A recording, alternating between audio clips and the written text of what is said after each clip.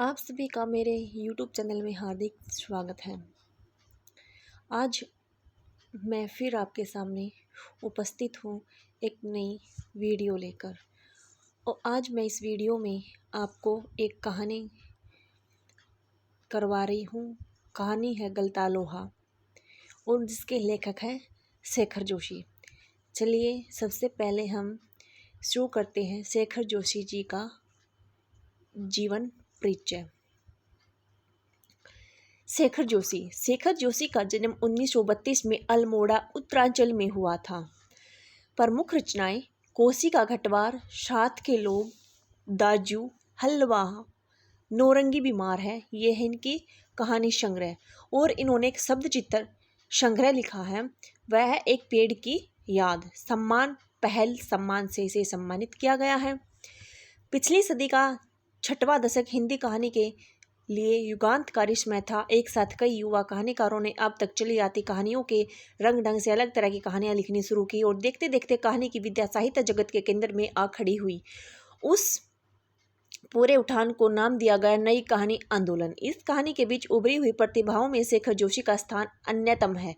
उनकी कहानियां नई कहानी आंदोलन के प्रगतिशील पक्ष का प्रतिनिधित्व करती है। समाज का मेहनत कश और सुविधाहीन तबका उनकी कहानियों में जगह पाता है। निहायत सहज एवं आडंबरहीन भाषा शैली में वे सामाजिक यथार्थ के बारीकी नुक्तों को पकड़ते और प्रस्तुत करते हैं। उनके रचना संसार से गुजरते हुए समकालीन जनजीवन के बहुविध विडंबनाओं को महसूस किया जा सकता है। ऐसा करने में उनकी प्रगतिशील जीवन दृष्टि और यथार्थबोध का बड़ा योगदान है। उनकी प्रसिद्ध कहानी दाजू पर चिल्ड्रंस फिल्म सोसाइटी द्वारा फिल्म का निर्माण भी हुआ है। गलता लोहा शेखर जोशी की कहानी कलायक का एक प्रतिनिधि नमूना है। चलिए शुरू करते हैं हम कहानी गलता लोहा। मोहन के पैर अनायास ही शिल्पकार टोले की ओर मुड़ गए। उसके मन के किसी कोने में शायद धनराम लोहार के ऑफर की वह अनुगुण शेष थी, जिसे वह पिछले 3-4 दिनों से दुकान की ओर जाते हुए दूर से सुनता रहा था। निहाई से रखे लाल गरम लोहे पर पड़ती हथौड़े की धप धप आवाज़, ठंडे लोहे पर लगती चोट से उठता थनकता स्वर और निशाना साधने से पहले खाली निहाई पर पड़ती हथौड़े की खनक, जिन्हें वह दूर से ही पहचान सकता था। लंबे बेट वाले हंसुए को लेकर वह घर से इस उद्देश्य से निकला था कि अपने खेतों के किनारे उग आई कांटेदार झाड़ियों को काट छाट कर साफ कराएगा। बूढ़े वंशीधर जी के बूते का अब वह यह सब काम नहीं रहा। यही क्या, जन्म भर जिस पुरोहिताई के बूते पर उन्होंने घर संसार चलाया था, अब वह भी अब वैसे कहाँ कर पाते हैं। यजमान लोग उनकी निष्ठा और संयम के कारण ही उन पर श्रद्धा रखते हैं, लेकिन बुढ़ापे का जर्जर शरीर अब उतना कठिन श्रम और व्रत उपवास नहीं झेल पाता। सुबह सुबह जैसे उसे सारा पाने की नीयत से ही उन्होंने गहरा निश्वास लेकर कहा था, आज गणनाथ जाकर चंद्रदत्त जी के लिए रुद्री पाठ करना था। अब मुश्किल ही लग रहा है। यह 2 मील की सीधी चढ़ाई अब अपने बूते की नहीं, एकाक ना भी नहीं कहा जा सकता। कुछ समझ में नहीं आता। मोहन उनका आशय न समझता हो ऐसी बात नहीं, लेकिन पिता की तरह ऐसे अनुष्ठान कर पाना न उसे अभ्यास ही है न वैसी गति। पिता की बातें सुनकर भी उसने उनका भार हल्का करने का कोई सुझाव नहीं दिया। जैसे हवा में बात कह दी गई और वैसे ही तो अनुत्तरित रह गई। पिता का भार हल्का करने के लिए वह खेतों की ओर चला था, लेकिन हंसुए की धार पर हाथ फेरते हुए उसे लगा कि वह पूरी कुंद हो चुकी है। धनराम अपने बाएं हाथ से धाकनी फूंकता हुआ दाएं हाथ से भट्ठी में गर्म होते लोहे को उलट पलट रहा था और मोहन भट्ठी से दूर हटकर एक खाली कनस्तर में के ऊपर बैठा उसकी कारीगरी को पारखी निगाहों से देख रहा था। मास्टर त्रिलोक सिंह तो अब गुजर गए होंगे? मोहन ने पूछा। वे दोनों अपने बचपन की दुनिया में लौट आए थे। धनराम की आंखों में एक चमक सी आ गई। वह बोला, माशाब, वे क्या आदमी थे लला, अभी पिछले साल ही गुजरे। सच कहूँ आखिरी दम तक उनकी छड़ी का डर लगा ही रहता था। दोनों हो कर हंस दिए। कुछ क्षणों के लिए वे दोनों ही एक जैसे किसी बीती हुई दुनिया में लौट गए। गोपाल सिंह की दुकान से हुक्के की आखिरी कश खींचकर त्रिलोक सिंह स्कूल की 4 दीवारी में उतरते हैं। थोड़ी देर पहले तक धमा चौकड़ी मचाते, उठा पटक करते, बांच के पेड़ों की टहनियों पर झूलते बच्चों को जैसे सांप सूंघ गया है, कड़े स्वर में पूछते हैं, प्रार्थना कर ली तुम लोगों ने? यह जानते हुए भी कि यदि प्रार्थना हो गई होती तो गोपाल सिंह की दुकान तक उनका संवेश स्वर पहुँचता ही। त्रिलोक सिंह घूर घूर कर एक लड़के को देखते हैं, फिर वहीं कड़क कर आवाज़, मोहन नहीं आया आज। मोहन उनका चहेता शिष्य था, पुरोहित खानदान का कुशागर बुद्धि का बालक, पढ़ने में ही नहीं गायन में भी बेजोड़। त्रिलोक सिंह मास्टर ने उसे पूरे स्कूल का मॉनिटर बना रखा था। वही सुबह सुबह है पर वो आनंद आता, ज्ञान हमको दीजिए का पहला स्वर उठाकर प्रार्थना शुरू करता था। मोहन को लेकर मास्टर त्रिलोक सिंह को बड़ी उम्मीदें थी। कक्षा में किसी छात्र को कोई सवाल न आने पर वही सवाल वे मोहन से पूछते, उनका अनुमान सही निकलता। मोहन ठीक ठीक उत्तर देकर उन्हें संतुष्ट कर देता। तब वे उस फिसड्डी बालक को दंड देने का भार मोहन पर डाल देते। पकड़ इसका कान और लगवा इससे 10 उठक बैठक वे आदेश दे देते। धनराम भी उन अनेक छात्रों में से एक था जिसने त्रिलोक सिंह मास्टर के आदेश पर हमजोली मोहन के हाथों कई बार वेद खाए थे या कान खिंचवाए थे। मोहन के प्रति थोड़ी बहुत ईर्ष्या रहने पर भी धनराम प्रारंभ से उसके प्रति स्नेह और आदर का भाव रखता था। इसका एक कारण शायद यह था कि बचपन से ही मन में बैठा दी गई जातिगत हीनता के कारण धनराम ने कभी मोहन को अपना प्रतिद्वंदी नहीं समझा, बल्कि वह इसे मोहन का अधिकार ही समझता था। बीच बीच में त्रिलोक सिंह मास्टर का यह कहना कि मोहन एक दिन बहुत बड़ा आदमी बनकर स्कूल का और उनका नाम ऊंचा करेगा, धनराम के लिए किसी और तरह से सोचने का गुंजाइश ही नहीं रखता था। और धनराम वह गांव के दूसरे खेती और मजदूर परिवारों के लड़कों की तरह किसी प्रकार तीसरे दर्जे तक स्कूल का मुंह देख पाया था। त्रिलोक सिंह मास्टर कभी कभार ही उस पर विशेष ध्यान देते थे। एक दिन अचानक ही उन्होंने पूछ लिया था, धनवा 13 का पहाड़ा सुना। तो 12 तक का पहाड़ा तो उसने किसी तरह याद कर लिया था, लेकिन 13 का पहाड़ा उसके लिए पहाड़ हो गया था। 13 एकम 13, 13 दूनी 24। सटाक एक शंटी उसकी पिंडलियों पर माँ साहब ने लगाई थी, वह टूट गई। गुस्से में उन्होंने आदेश दिया, जा नाले से एक अच्छी मजबूत संटी तोड़ कर ला, फिर तुझे 13 का पहाड़ा याद कराता हूँ। त्रिलोक सिंह मास्टर का यह सामान्य नियम था। सजा पाने वाले को ही अपने लिए हथियार भी जुटाना होता था, और जाहिर है बलि का बकरा अपने से अधिक मास्टर के संतोष को ध्यान में रखकर टहनी का चुनाव ऐसे करता जैसे वह अपने लिए नहीं बल्कि किसी दूसरे को दंडित करने के लिए हथियार का चुनाव कर रहा हो। धनराम की मंदबुद्धि रही हो और या मन में बैठा हुआ डर कि पूरे दिन गोटा लगाने पर भी उसे 13 का पहाड़ा याद नहीं हो पाया था। छुट्टी के समय जब माँ साहब ने उसे दोबारा पहाड़ा सुनाने को कहा, तीसरी सीढ़ी तक पहुँचते पहुँचते वह फिर लड़खड़ा गया था। लेकिन इस बार मास्टर त्रिलोक ने उसे लाए हुए बेत का उपयोग करने के बजाय जुबान की चाबुक लगा दी। तेरे दिमाग में तो लोहा भरा है रे, विद्या का ताप कहाँ लगेगा इसमें। अपने थैले से 5-6 दरांतें निकाल कर उन्होंने धनराम को धार लाने के लिए पकड़ा दी थी। किताबों की विद्या का ताप लगाने का सामर्थ्य धनराम के पिता की ही नहीं थी, पिता को नहीं थी। धनराम हाथ पैर चलाने लायक हुआ ही था कि बाप ने उसे धोकने फूकने या शान लगाने के कामों में उलझाना शुरू कर दिया। फिर धीरे धीरे थोड़े से लेकर घन चलाने की विद्या सिखाने लगा। फर्क इतना ही था कि जब मास्टर त्रिलोक सिंह उसे अपनी पसंद का बैच चुनने की छूट देते थे, वह गंगाराम उसका चुनाव स्वयं करते थे, और जरा सी गलती होने पर छड़ बेत हत्या जो भी हाथ लग जाती उसी से अपना प्रसाद दे देते। एक दिन गंगाराम अचानक चल बसे तो धनराज ने सहज भाव से उनकी विरासत संभाली, और पास पड़ोस के गांव वालों को याद नहीं रहा कि वे कब गंगाराम के ऑफर को धनराम का ऑफर कहने लगे।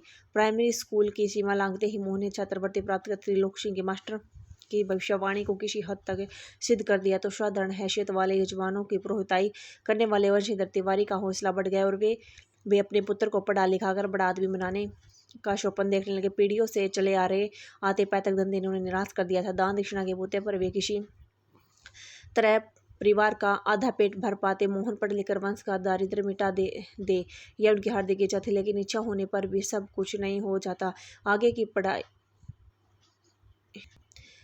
पढ़ाई के लिए जो स्कूल था वह गांव से 4 मील दूर था। 2 मील की चढ़ाई के अलावा बरसात के मौसम में रास्ते में पड़ने वाली नदी की समस्या अलग थी। वे तो भी वंशीधर ने हिम्मत नहीं हारी, लड़के का नाम स्कूल में लिखा दिया। बालक मोहन लंबा रास्ता तय कर स्कूल जाता। छुट्टी के बाद थका मांदा घर लौटता तो पिता पुराणों की कथाओं से दिव्य वैष्णव बालकों का उदाहरण देकर उन्हें उत्साहित करने की कोशिश करते रहते। वर्षा के दिनों में नदी पार करने की कठिनाई को देखते हुए वंशीधर ने नदी पार के गांव में एक यजमान के घर मोहन का डेरा तय कर दिया था। घर के अन्य बच्चों की तरह मोहन खा पी स्कूल जाता और छुट्टियों में नदी उतार पर होने पर गांव लौट आता था। संयोग की बात एक बार छुट्टी के पहले दिन जब नदी का पानी उतार पर ही था, मोहन कुछ गशियारों के साथ नदी पार करने आ रहा था तो पहाड़ी के दूसरी ओर भारी वर्षा होने के कारण नदी का पानी बढ़ गया। पहले नदी की धारा में झाड़ जंखड़ और पात पतेल आने शुरू हुए तो गशियारों ने तेजी से पानी को काट कर आगे बढ़ने की कोशिश की, लेकिन किनारे पहुंचते न पहुंचते मट मैले पानी का रेला उन तक आ ही पहुंचा।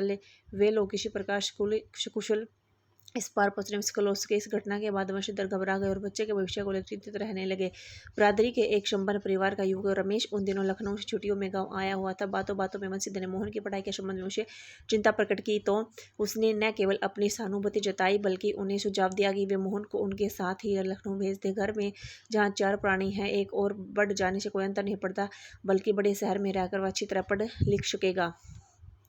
वंशीधर को जैसे रमेश के रूप में साक्षात भगवान मिल गए थे। उनकी आंखों में पानी छल चलाने लगा। भरे गले से वे केवल इतना ही कह पाए, बरादरी का यही सहारा होता है। छोटिया शेष होने पर रमेश वापस लौटा तो माँ बाप और उनकी गाँव की छोटी सी दुनिया छोड़कर सहमा सहमा सा मोहन भी उनके साथ लखनऊ आ पहुंचा। अब मोहन की जिंदगी का नया अध्याय शुरू हुआ। घर की दोनों महिलाओं जिन्हें वह चाची और भाभी कहकर पुकारता था, का हाथ बटाने के अलावा धीरे धीरे वह मूल्य की सभी चाचियाँ भाभीियों के लिए कामकाज के हाथ बटाने का साधन बन गया। मोहन थोड़ा दही ला तो ला दे, बाजार से मोहन ये कपड़े धोबी को दे तो आ, मोहन 1 किलो आलू तो ला दे। औषध दफ्तरी बड़े बाबू के हैसियत वाले रमेश के लिए मोहन को अपना भाई बरादरी बतलाने अपने सम्मान के विरुद्ध जान पड़ता था और उसे घरेलू नौकर से अधिक हैसियत वह नहीं देता था। इस बात को मोहन भी समझने लगा। थोड़ी बहुत हीला हवाले करने के बाद रमेश ने निकट के ही एक साधारण से स्कूल में उसका नाम लिखवा दिया। लेकिन एकदम एक नए वातावरण, रात दिन के काम के बोझ के कारण गाँव का वह मेधावी छात्र शहर के स्कूली जीवन में अपनी कोई पहचान नहीं बना पाया। उसका जीवन एक बंदी बदाई लीक पर चलता रहा। साल में एक बार गर्मियों की छुट्टी में गाँव जाने का मौका भी तभी मिलता जब रमेश या उसके घर का कोई प्राणी गाँव जाने वाला होता, वरना उन छुट्टियों को भी अगले दर्जे की तैयारी के नाम पर उसे शहर में ही गुजार देना पड़ता था। अगले दर्जे की तैयारी तो बहाना भरती सवाल रमेश और उसकी गृहस्थी की सुविधा असुविधा का था। मोहन ने परिस्थितियों से समझौता कर लिया था, क्योंकि और कोई चारा भी नहीं था। घर वालों को उसकी वास्तविक स्थिति बतलाकर वह दुखी नहीं करना चाहता था। वंशीधर उसके सुनहरे भविष्य के सपने देख रहे थे। 8वीं कक्षा की पढ़ाई समाप्त होने पर समाप्त कर छुट्टियों में मोहन गांव आया था। जब वह लौटकर लखनऊ पहुंचा तो अनुभव किया कि रमेश के परिवार के सभी लोग जैसे उसके आगे पढ़ाई के पक्ष में नहीं है। बात घूम फिर कर जिस ओर से वह उठती उसी मंदिर पर जाकर खत्म हो जाती। हजारों लाखों BA MA मारे मारे बेकार फिर रहे हैं। ऐसी पढ़ाई से अच्छा तो कोई आदमी कोई हाथ का काम सीख ले। रमेश ने अपनी किसी परिस्थिति के प्रभाव से उसे तकनीकी स्कूल में भर्ती करा दिया। मोहन की दिनचर्या में कोई विशेष अंतर नहीं आया था। वह पहले की तरह स्कूल और घरेलू काम काज में व्यस्त रहता। धीरे धीरे 1.5-2 वर्ष का यह समय भी बीत गया। मोहन अपने पैरों पर खड़ा होने के लिए कारखानों फैक्ट्रियों के चक्कर लगाने लगा। वंशीधर से जब भी कोई मोहन के विषय में पूछता तो उत्साह के साथ उसकी पढ़ाई की बाबत बताने लगते। मन ही मन उनको विश्वास था कि वह एक दिन बड़ा अफसर बनकर लौटेगा। लेकिन जब उसे वास्तविक ज्ञान हुआ तो उन्हें सिर्फ गहरा दुख हुआ, बल्कि वे लोगों को अपने स्वर भंग की जानकारी देने का साहस नहीं जुटा पाई। धनराम ने भी एक दिन उनसे मोहन के बारे में पूछा था। घास का एक तिनका तोड़कर दांत खोदते हुए उन्होंने बताया कि सेक्रेटेरिएट से नियुक्ति हो गई है।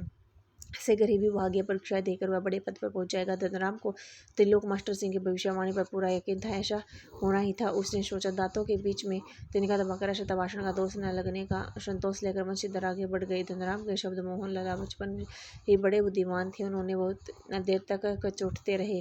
त्रिलोक सिंह मास्टर की बातों के साथ साथ बचपन से लेकर अब तक के जीवन के कई प्रसंगों पर मोहन और धनराम बातें करते रहे। धनराम ने मोहन के हसुए के फाल को बेत से निकालकर भट्टी में तपाया और मन लगाकर उसकी दार गढ़ दी। गर्म लोहे को हवा में ठंडा होने में काफ़ी समय लग गया था। धनराम ने उसे वापस बेत पहनाकर मोहन को लौटाते हुए अपनी भूले चूक के लिए माफ़ी मांगी।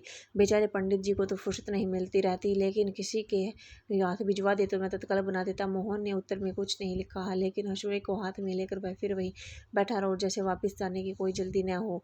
सामान्य तौर से ब्राह्मण टोले के लोगों का शिल्पकार टोले में उठना बैठना नहीं होता। किसी कामकाज के सिलसिले में यदि शिल्पकार टोले में आना ही पड़ा तो खड़े खड़े बातचीत निपटा ली जाती। ब्राह्मण टोले के लोगों को बैठने के लिए कहना भी उनकी मर्यादा के विरुद्ध समझा जाता था। कुछ पिछले वर्षों से शहर में जा रहने के बावजूद मोहन गांव की मान्यताओं से अपरिचित हो ऐसा संभव नहीं था। धनराम मन ही मन उनके व्यवहार से असमंजस में पड़ा, लेकिन प्रकट में उनसे कुछ नहीं कहा और अपना काम करता रहा। लोहे की एक मोटी छड़ को भट्टी में गलाकर धनराम गोलाई में मोड़ने की कोशिश कर रहा था। एक हाथ से शंड सी पकड़कर वह दूसरे हाथ में थोड़े से मोड़ नहीं पा रहा था। मोहन कुछ देर तक उसे काम करते देखता रहा। फिर जैसे संकोच त्यागकर उसने दूसरी पकड़ से लोहे को स्थिर कर लिया और धनराम के हाथों से हथौड़ा लेकर नबी तुली चोट मारते अभ्यस्त हाथों से धोकनी फूंक कर लोहे को दोबारा भट्टी में गर्म करते, फिर निहाई पर रखकर उसे ठोकते पीटते शुक्र गोलों का रूप दे डाला। मोहन का ऐसे इतनी फुर्ती और आकस्मिक ढंग से हुआ कि धनराम को चूक का मौका ही न मिला। वह अवाक मोहन की ओर देखता रहा। उसे मोहन का यह आक्षेप इतनी फुर्ती और आकस्मिक ढंग से हुआ कि धनराम को मौका ही नहीं मिला। वह आगे देखता रहा। ईश्वर मोहन की कारीगरी पर उतना आश्चर्य नहीं हुआ जितना पुरोहित खानदान के एक युवक का इस तरह के काम में उसकी भट्ठी पर बैठकर हाथ डालने पर हुआ। वह संकेत की दृष्टि से देखने लगा। धनराम की संकोच, असमंजस और धर्म संकट की स्थिति में शिवदास मोहन संतुष्ट भाव से अपने लोहे के छल्ले की त्रुटिहीन गोलाई को जांच रहा था। उसने धनराम की ओर अपनी कारीगरी की स्वीकृति पाने की मुद्रा में देखा। उसने उसकी आंखों में एक सर्जक की चमक थी जिसमें वह न शुभरदा थी न ही किसी प्रकार की हार जीत का भाव। धनराम का भाव। धन्यवाद दोस्तों, आपको मेरी ये वीडियो पसंद आई होगी। प्लीज़ मेरे चैनल को सब्सक्राइब करें, लाइक करें, शेयर करें और कमेंट करें। अब इसके हम अभ्यास के प्रश्न अगली वीडियो में करेंगे। तब तक के लिए हम आपसे विदा लेते हैं।